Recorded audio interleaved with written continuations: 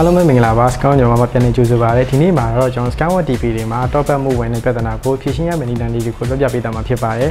top up မှုဆိုတာကဘာလဲဆိုလို့ရှိရင် Demo now, column 4. Multimedia player, column 5. Press select to activate. ဒီလိုမျိုး TV မှာနောက်ခံအတန်တွေပေါ်နေပြီဆိုလို့ရှိရင်တော့ကျွန်တော် top up မှုဝင်နေရလို့ပြောလို့ရပါတယ်ဒီနေ့မှာတော့ကျွန်တော် top up မှုဝင်တဲ့ပြဿနာကိုဖြေရှင်းတဲ့နည်းလမ်းလေးကိုပြောပြပေးသွားမှာဖြစ်ပါတယ်ဒီလိုမျိုး top up မှုဝင်တဲ့ပြဿနာကိုဖြေရှင်းမှုအတွက်ဆိုလို့ရှိရင်နည်းလမ်းနှစ်နည်းရှိပါမယ်ပထမဆုံးတစ်နည်းကတော့ကျွန်တော် TV ရဲ့ setting ထဲမှာပဲသွားပြီးတော့ဖြည့်ရှင်းရမယ့်နည်းလမ်းဖြစ်ပြီးတော့ဒုတိယတစ်နည်းကတော့ TV ရဲ့ remote key တွေကနေပြီးတော့ဖြည့်ရှင်းရမယ့်နည်းလမ်းဖြစ်ပါတယ်ပထမဆုံးအနေနဲ့ကျွန်တော် TV ရဲ့ setting ထဲကနေဝင်ပြီးဖြည့်ရှင်းတဲ့နည်းလမ်းလေးကိုပြပြပေးတော့မှာဖြစ်ပါတယ်ကျွန်တော်အရင်ဆုံး TV ရဲ့ setting ထဲကိုသွားရမှာပါ Settings. Settings. TV ရဲ့ setting ထဲမှာ device preference ကိုသွားရမှာဖြစ်ပါတယ်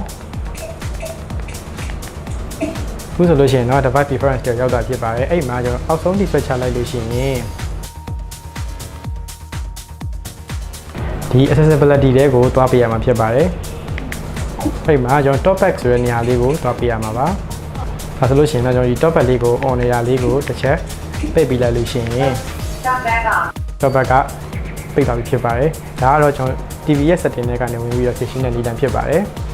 ဒုတိယတစ်နည်းကတော့ကျွန်တော် TV ရဲ့ remote key ကနေဖြည့်ရှင်းတဲ့နည်းလမ်းတွေကိုပြပေးသွားမှာဖြစ်ပါတယ်ဆိုတော့ကျွန်တော်ဒီလိုမျိုးတော့ပြဿနာကိုဖြည့်ရှင်းမယ်ဆိုလို့ရှိရင်ကျွန်တော် TV မှာ back key နဲ့ down key လေးကို3စက္ကန့်လောက်ဖိနေပေးရမှာဖြစ်ပါတယ်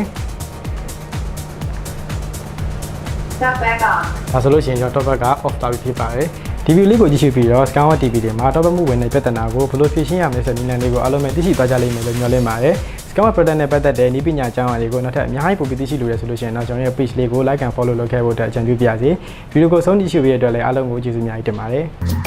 Skyworth. Lead the future.